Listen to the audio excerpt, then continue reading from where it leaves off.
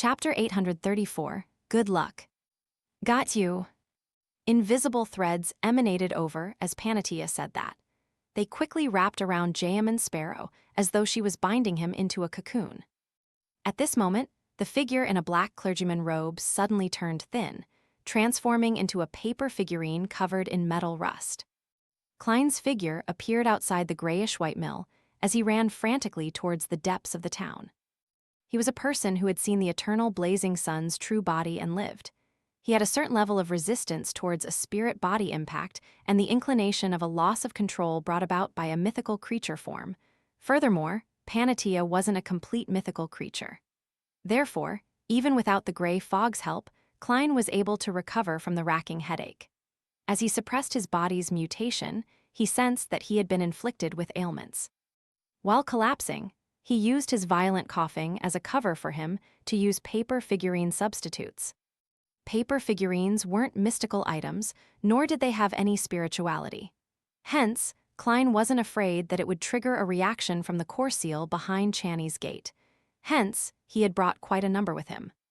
As Klein ran forward, he rubbed his right thumb and middle finger and lit up the flour piled inside the mill. Boom! The flour burst into flames as the mill was sent flying. The windmill outside collapsed to the ground as Panatia's figure crumbled bit by bit in the intense blast and scarlet flames as though she was a mirror. Almost at the same moment, her white-robed figure appeared behind Klein. Her loose, pulled-back hair instantly flared up and wildly extended in Klein's direction. Puh! As Klein snapped his fingers to ignite a tree leaf beside him, he controlled Senner to use Mirror Leap to appear in a window on a two-storied residence beside Panatia. Then, he attempted to make the terrifying woman's eyes reflect Senner's figure to complete the wraith possession. Scarlet flames suddenly leaped up and enveloped Klein's body, making him vanish from where he was as he appeared in a flame tens of meters away. As for Panatia's gem-like eyes, they seemed to hide mirrors that reflected figures wearing an old triangular hat and dark red coat. They overlapped one another and descended into chaos. Klein didn't hesitate to let Senner leave the window, transforming into a werewolf state to charge the demoness. Yes, Klein had already determined that Panatia was a demoness, and she was a demoness at the demigod level. The strands of black hair, as well as the invisible transparent threads, flared up, forming a ludicrous spiderweb that enveloped Senner, whose body was covered with thick, short hair. However, just as they made contact, Admiral of Blood's figure instantly phased away, causing the black hair and illusory demoness threads to pass through it. Without being able to touch him, it was obviously unable to bind him. He had taken his wraith form. Humph! Panatia's expression didn't change at all. All she did was produce a harumph. Suddenly, the thick hair strands and illusory threads that made contact with Senner burst into dark and silent black flames. They used spirituality as fuel, turning the wraith into a torch. Pa. Senner turned back into a werewolf from the burning, as his limbs fell to the ground from the flame injuries. With that, a Sequence 5 wraith perished completely.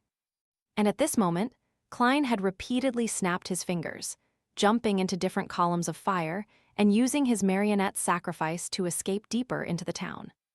With a few flashes, he had pulled open a gap of hundreds of meters from Panatia. Suddenly, Klein felt his forehead burning hot. His lungs began to heave as he panted loudly and emitted heated air. As he had been hit by the impact of seeing an incomplete mythical creature's form, he had been a little too slow at using paper figurine substitutes.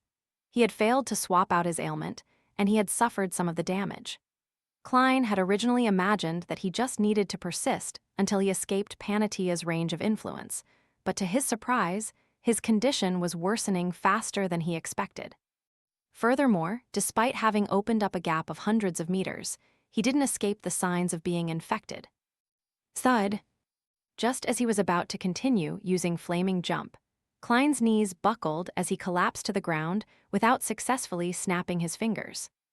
Immediately, he heard Panatia's pleasant laughter in his ears. Even if you were to escape to the other side of town, there's no way to escape my ailments.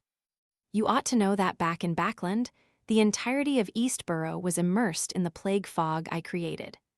Apart from the most distant Empress Borough and West Borough, all the other areas were significantly affected as well. She's that Lady Despair who cooperated with Mr. A. She's one of the true murderers behind the Great Smog of Backland. Klein felt his mind go adrift as he found himself become very sick while reeling in pain and despair. Although it still wasn't lethal, the irresistible coughs prevented him from using most of his beyonder powers. Panatia walked over as her beautiful eyes were stained with an indescribable color of bloodthirst.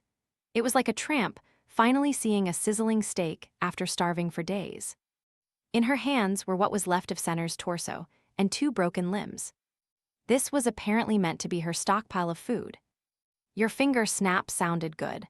I believe the taste of those 2 fingers should be pretty good. Panatia looked at Jayaman Sparrow as he coughed in the distance, speaking with the tone of a raving lunatic. Just as she finished her sentence, she raised her hand and stuffed Senner's index finger into her mouth. She bit down on each segment, producing crushing sounds. Klein watched this scene with a blurred vision. In his grogginess, he felt his fingers also suffering such excruciating pain. At this moment, he knew that Lady Despair Panatia was already partially mad, because she had eaten too much flesh from other beyonders. Although with her knowledge of mysticism, she would have definitely waited for the beyonder characteristics to seep out before partaking in her meal, the deceased had been trapped in here without any food, making them each other's targets. It was inevitable that they slowly lost their minds as they approached insanity. How could she remain fine eating such meat? Just as Klein was reeling in despair and wondering what method he could use to save himself, he saw the crimson moonlight suddenly turn bright. He saw Panatia's face colored with a look of horror. Without hesitation, she turned around and charged into a nearby building and slammed the door. As Klein felt his illness alleviate significantly, he hurriedly looked up into the sky. He saw that the crimson moonlight was already penetrating the fog, appearing clear as it illuminated the town. His heart stirred as he recalled what Panatia had previously said. He immediately struggled and hobbled into another building beside him without forgetting to lock the door. Once the crimson moon turns clear, there will be changes here. It will become extremely dangerous.